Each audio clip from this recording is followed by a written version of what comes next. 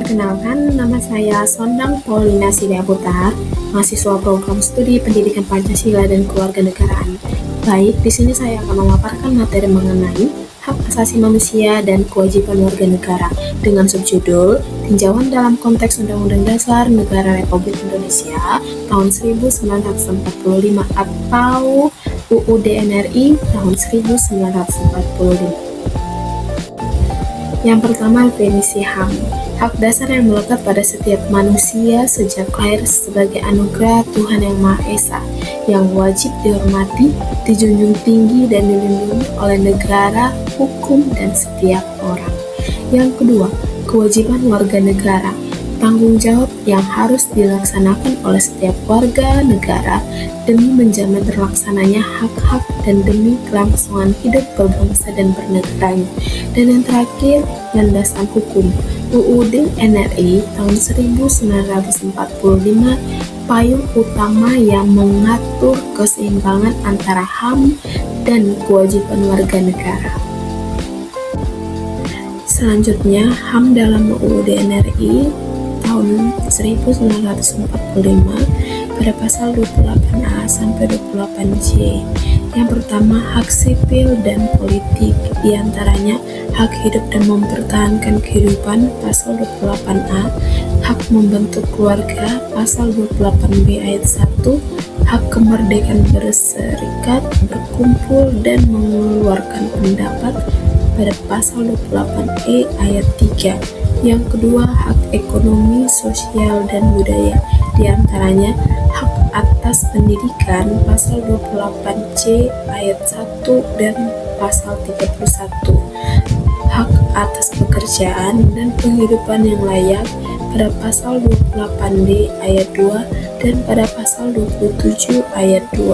Dan yang terakhir ketiga, hak pembatasan, di mana hak pembatasan diatur dengan undang-undang semata-mata untuk menjamin pengakuan serta permohonan atas hak dan kebebasan orang lain dan untuk memenuhi tuntutan yang adil pada pasal 28J ayat 2. Selanjutnya, kewajiban warga negara dalam UUD NRI tahun 1945.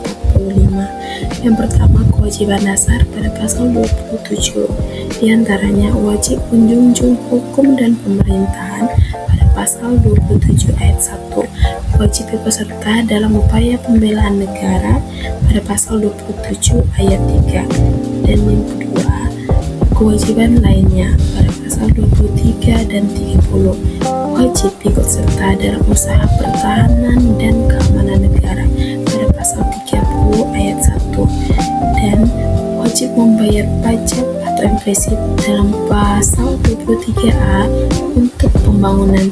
Dan yang terakhir ketiga, kewajiban menghormati HAM orang lain pada pasal 28J, di mana setiap orang wajib menghormati hak asasi manusia orang lain dalam tertib kehidupan bermasyarakat, berbangsa, dan bernegara pada pasal 28J ayat 1.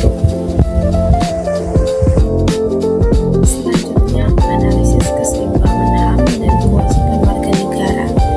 Hubungan timbal balik atau korelasi positif, di mana hak seseorang terpenuhi jika orang lain melaksanakan kewajibannya.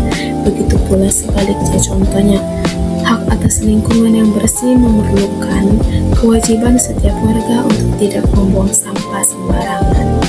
Prinsip pembatasan pada pasal 28J ayat 2, di mana penggunaan hak harus dibatasi agar tidak melanggar hak orang lain atau tanggung jawab sosial.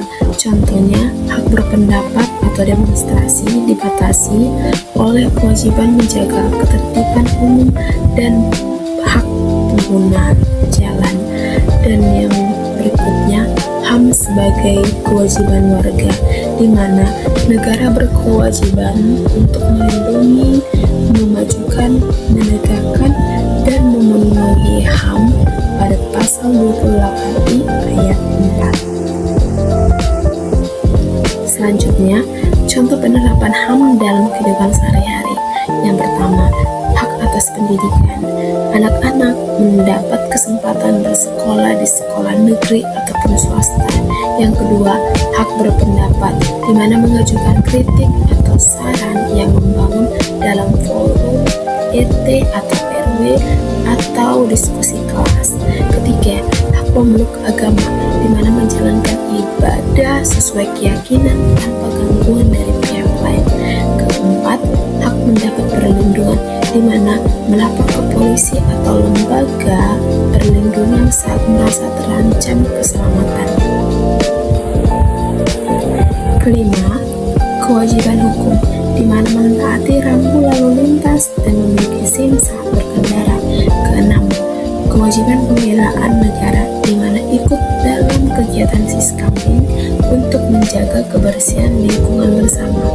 Ketujuh, kewajiban fiskal, di mana orang tua atau wali membayar pajak bumi dan bangunan atau PBB atau pajak kendaraan tepat waktu. Dan yang terakhir kedelapan, kewajiban menghormati HAM, di mana tidak membuat kegaduhan yang mengganggu ketenangan tetangga saat malam hari. Baik, kesimpulan, hak dan kewajiban warga negara adalah dua sisi mata uang yang harus seimbang, di mana ketaatan pada kewajiban adalah persyarat bagi terjaminnya hak-hak asasi di Indonesia. Pelaksanaan keduanya merupakan kunci terwujudnya masyarakat yang tertib, adil, dan sejahtera berdasarkan Pancasila dan UUD NRI tahun 1945. Penutup, mari kita menjadi warga negara yang sadar akan hak dan melaksanakan kewajiban dengan penuh tanggung jawab. Sekian dari pemaparan materi saya. Terima kasih.